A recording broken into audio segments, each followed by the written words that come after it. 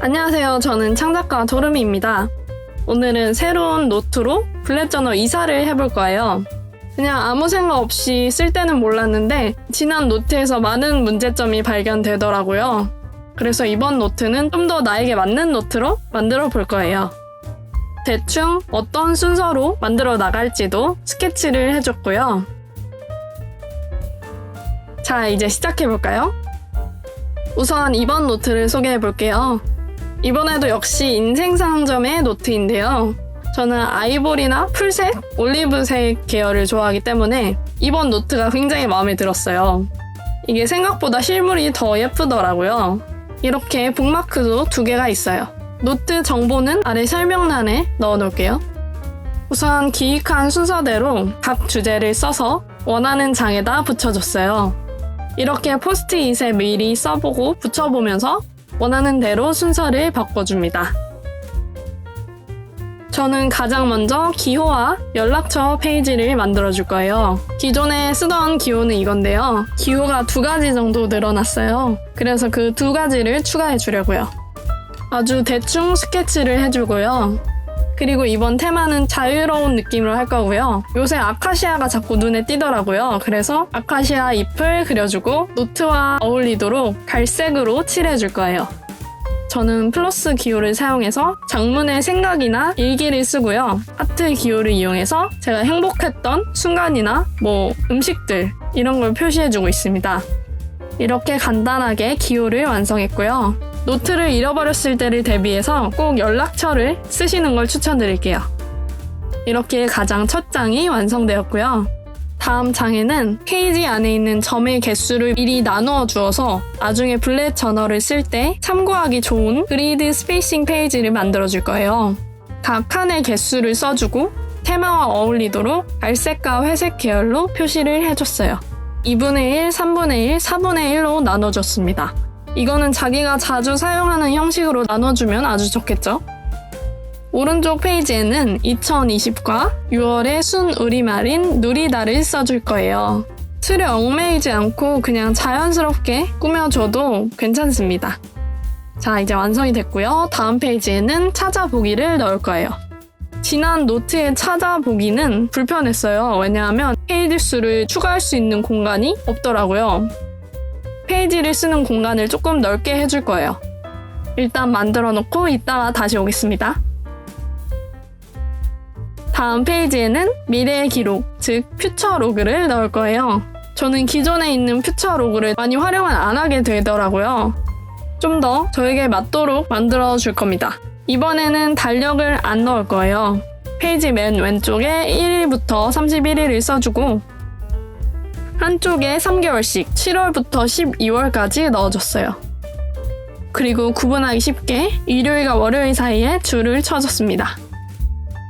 9월과 11월은 30일까지밖에 없기 때문에 31일 칸은 아카시아 잎을 넣어줘서 헷갈리지 않도록 해줬습니다. 이렇게 퓨처로그가 완성되었고요. 다음 페이지에는 인생 목표 페이지를 만들 거예요. 내가 만들어낸 삶의 의미나 내가 원하는 목표 등을 혼자 적어볼 거예요. 오른쪽에는 확신의 말을 넣어줄 건데요. 나중에 읽으면서 계속해서 상기시킬 수 있도록 내가 원하는 나의 모습에 대해서 적어줍니다. 이렇게 노트를 처음 만들 때 적어놓으면 좀 더 새로운 마음가짐을 가지기 좋겠죠. 소리내어 읽는 게 중요하기 때문에 말풍선 모양으로 꾸며줄 거예요. 자, 이렇게 인생 목표 페이지가 완성되었고요.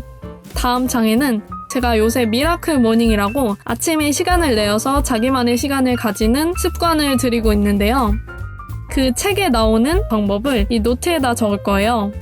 이 10등급 비전이라는 것은 우리가 삶의 각 영역에서 현재 상태는 어떤지 돌아보고 가장 원하는 10등급의 모습을 그려볼 수 있는 거예요. 이렇게 동그란 표를 그리고 각각의 영역에서 내가 생각하는 현재 나의 등급을 이렇게 표시를 하는 거죠. 내가 어느 방향으로 어떻게 나아가야 할지 저는 좀 더 명확하게 볼 수 있었습니다. 다음 페이지에는 비전 보드를 넣어줄 건데 이건 다음에 하기로 하고요. 그 다음 페이지에는 행복 기록과 소원 목록을 적어줄 거예요.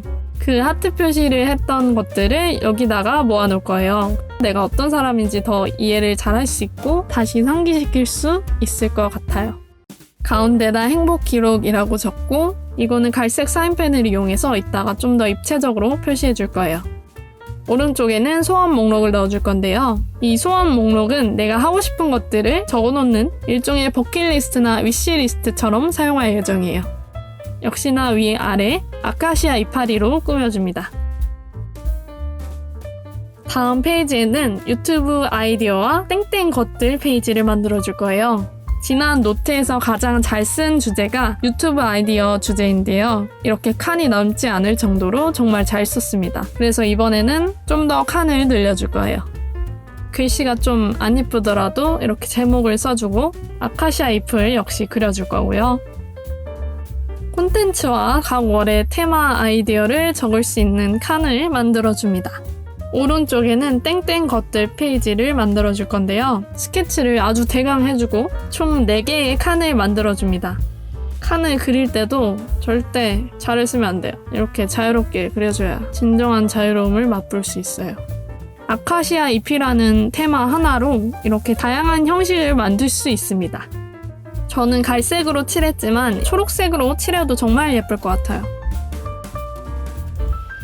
책과 TV 시리즈, 좋아하는 음악들을 적을 수 있고요. 요새 시계에는 못 가지만 나중에 가고 싶은 마음을 한껏 담아서 갈 곳들까지 넣어봤어요.